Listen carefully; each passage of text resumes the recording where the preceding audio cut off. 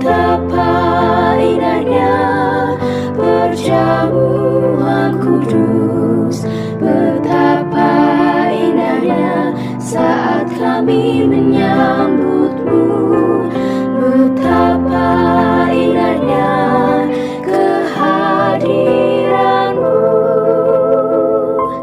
yang bertatap kuatkan iman kami. Tuhan bersamamu dan bersama rohmu. Inilah Injil suci menurut Lukas. Dimuliakanlah Tuhan.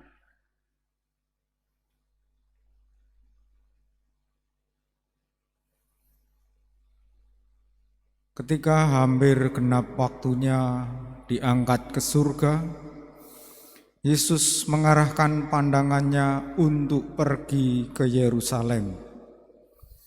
Diutusnya beberapa utusan mendahului dia.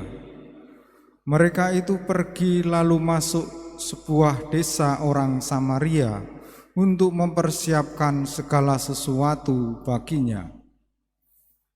Tetapi orang-orang Samaria di situ tidak mau menerima dia karena perjalanannya menuju Yerusalem.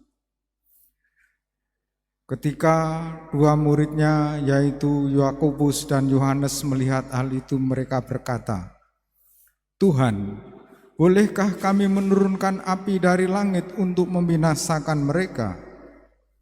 Tetapi Yesus berpaling dan menegur mereka, "Kalian tidak tahu apa yang kalian inginkan.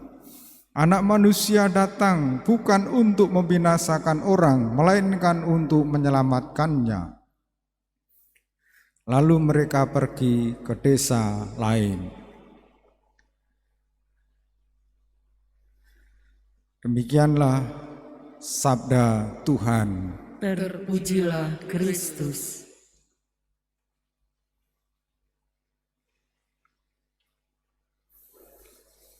Anak manusia datang untuk melayani dan menyerahkan nyawanya sebagai tebusan bagi semua orang. Umat Allah yang terkasih, bait pengantar Injil tadi diambil dari Injil Markus bab 10 ayat 45. Untuk mengerjakan misi sebesar itu, seagung itu, semulia itu, Yesus mengalami aneka macam penolakan.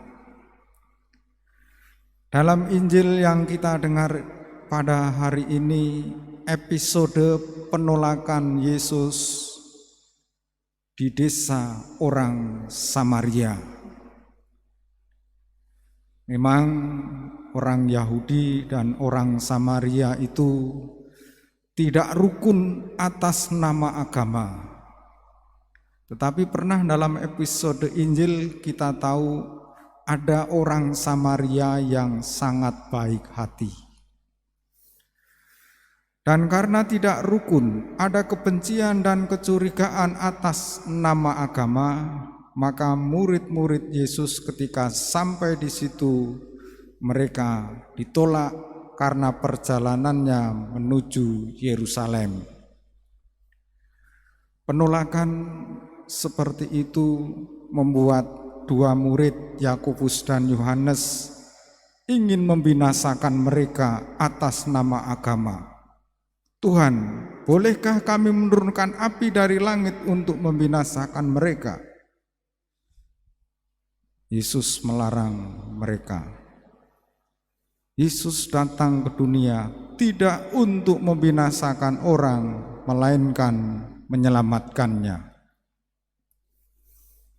Begitulah pelajaran yang didapat para murid dari Tuhan, dari Yesus.